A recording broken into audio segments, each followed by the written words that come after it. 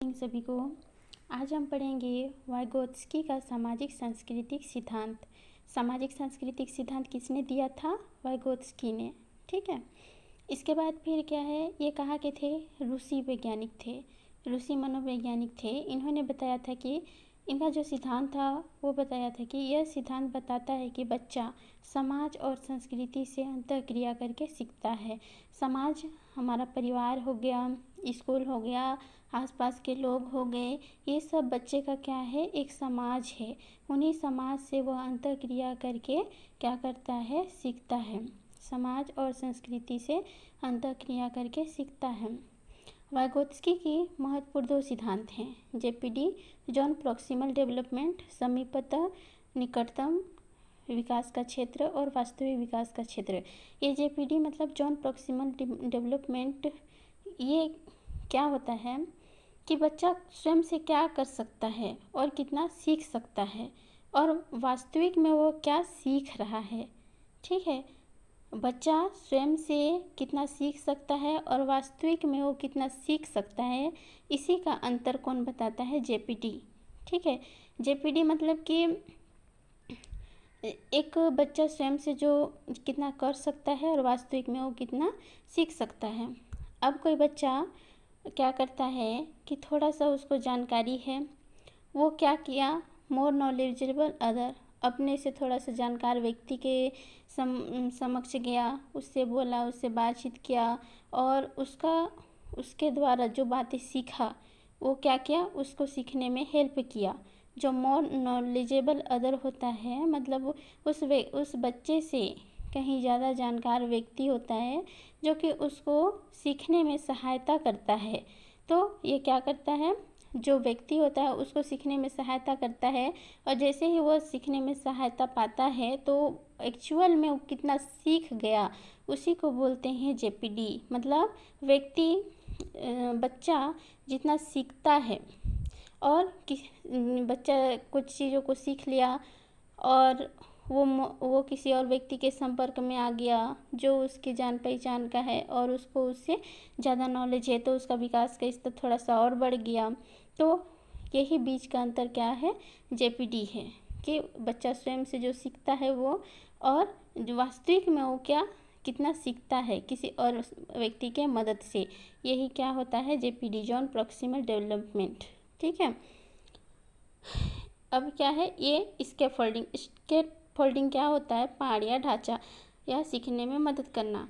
क्या किया ये जो व्यक्ति था वो क्या किया? बच्चा को सीखने के लिए उसके लिए सुविधा प्रदान किया, उसको समझाया, सिखाया। यही इसके लिए क्या बन गया? इसके फोल्डिंग बन गया, यही ढांचा बन गया, और वो बच्चा सीख के जो अपने में जो विकास करता है वही होता है जॉन प्रॉक्सिमल डेवलपमेंट।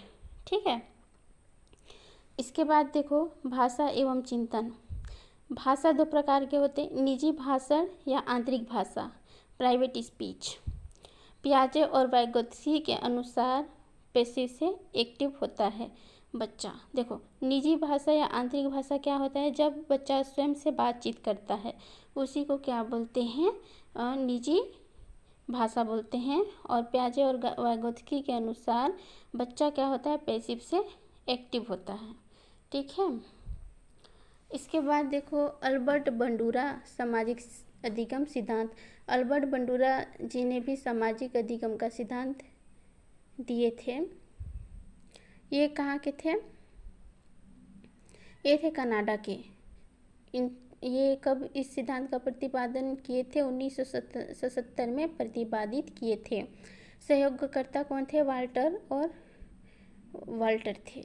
इस सिद्धांत में दूसरों के व्यवहारों को देखकर सीखा जाता है, समाज के मान्य व्यवहारों को अपनाकर सीखा जाता है तथा अमान्य व्यवहारों को नकारा जाता है।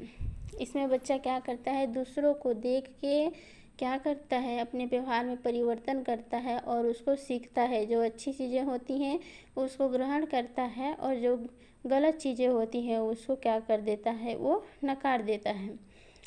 अब इस सिद्धांत का अन्य नाम क्या है?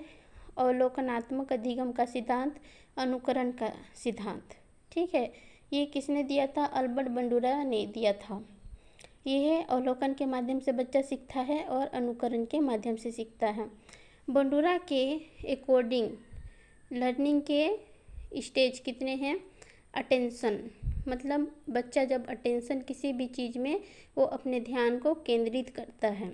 इसके बाद क्या करता है? रिटेंशन, मतलब धारण करता है, किसी भी चीज़ में अपने आप को ध्यान केंद्रित करता है उस चीज़ को सीखने के लिए, फिर उस चीज़ से जो सीखता है उसी को धारण कहते हैं, रिटेंशन। इसके बाद क्या है? रिप्रोडक्शन, मतलब वो सीखे गए बातों से या सीखे गए अधिगम से उससे वो पुनर्उत्पादन करता है या अपने ज्ञान में वो वृद्धि करता है। इसके बाद है मोटिवेशन, वो और भी चीज़ों को सीख सीख के क्या करता है? वो अभिप्रेरित होता है। इसी को अल्बर्ट बंडूरा जी ने 4 स्टेज बताए थे: अटेंशन, रिटेंशन, रिप्रोडक्शन और मोटिवेशन। मतलब किसी भी चीज़ में ध्यान केंद्रित करना, ध्यान केंद्रित करने के बाद उस चीज़ से सीखना और उसको फिर से पुनरुत्पादित करना और फिर उसी के द्वारा अभिप्रेरित होकर सीखना। ठीक है। इसके बाद देखो ब्लूम टैक्सोनॉमी। ब्लूम टैक्सोनॉमी का सिद्धांत, ये कहाँ के वैज्ञानिक थे? अमेरिका के। इनका पूरा नाम था बेंजामिन ब्लूम। ये शिक्षा एक उद्देश्यपरक क्रिया है, इनके द्वारा क्या बोलते हैं? ये शिक्षा एक उद्देश्यपरक क्रिया है। इसका वर्गीकरण देखिए: ज्ञानात्मक पक्ष, ये है कॉग्निटिव डोमेन, सरल से कठिन की ओर। भावनात्मक पक्ष, अफेक्टिव डोमेन।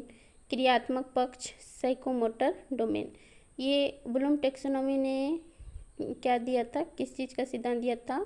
जैसे शिक्षा एक उद्देश्यपरक क्रिया है, इसका वर्गीकरण बताए हैं कि ज्ञानात्मक पक्ष है, भावनात्मक पक्ष है और क्रियात्मक पक्ष है।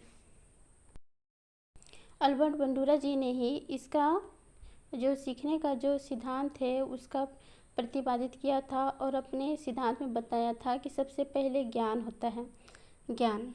इसके बाद समझबूझ, फिर समझबूझ, जब कोई बच्चा किसी चीज़ को देख कर सीखता है, इसके बाद उसको समझता है, फिर उसको अनुप्रयोग में लाता है, फिर उसको विश्लेषण करता है, फिर उसको संश्लेषण करता है, इसके बाद फिर वो क्या करता है? मूल्यांकन करता है। ये देखो ज्ञान, समझबूझ और अनुप्रयोग, ये लोअर ऑर्डर थिंकिंग है।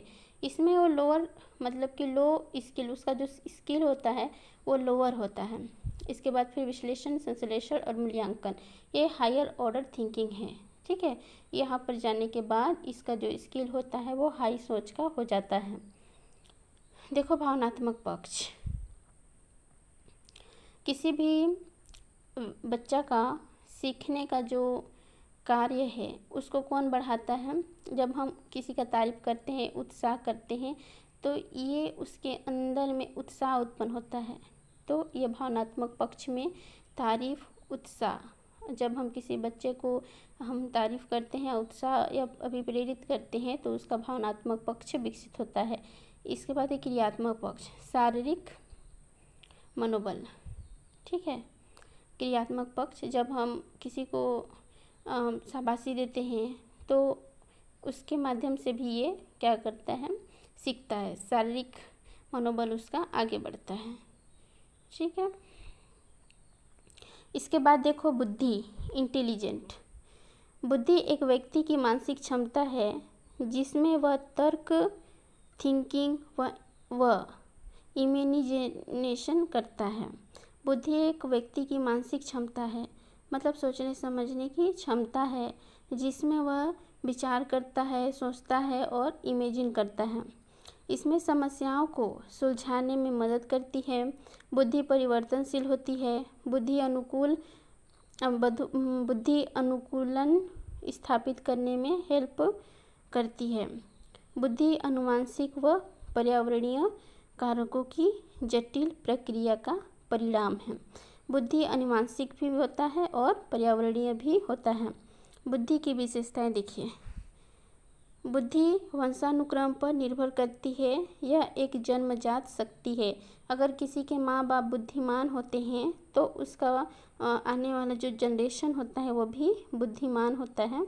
यह एक जन्मजात शक्ति है। ज़रूरी नहीं है कि अगर उसके माँ बाप बुद्धिमान है तो भी हो, लेकिन ज़्यादातर ये वंशानुक्रम पर निर्भर करती हैं। ये जन्मजात शक्ति होती है।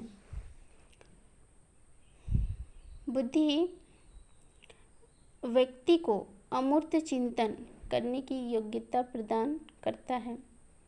बुद्धि शब्द का सर्वप्रथम प्रयोग फ्रांसिस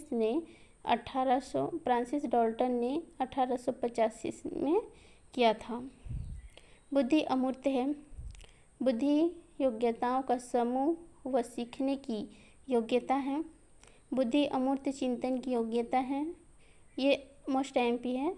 बुद्धि के द्वारा अनुभव का लाभ उठाते हैं। बुद्धि के द्वारा पर्यावरण से सामंजस्य करते हैं।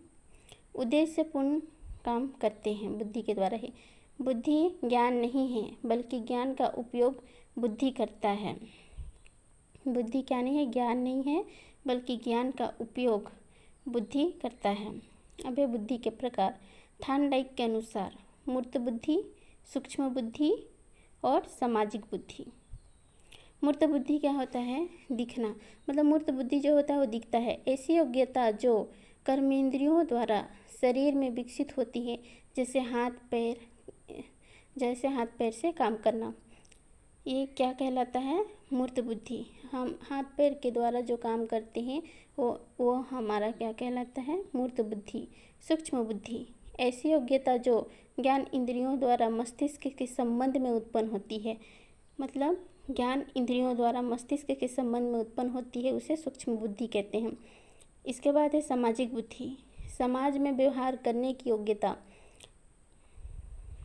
जब हम समाज में जिस बुद्धि के द्वारा जब हम व्यवहार करते हैं, वही हमारा सामाजिक बुद्धि कहलाता है। गैरेट द्वारा बुद्धि सीखने की योग्यता, समायोजन की योग्यता, अमूर्त चिंतन की योग्यता, शक्ति की योजना, मानसिक शक्ति का क्या है ये? मानसिक शक्ति का समेट के वातावरण से समायोजन करना।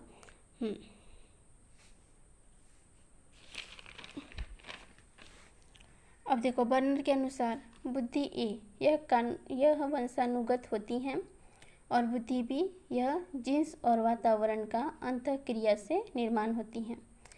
बुद्धि सी बुद्धि परीक्षण के द्वारा इस बुद्धि को मापा जाता है।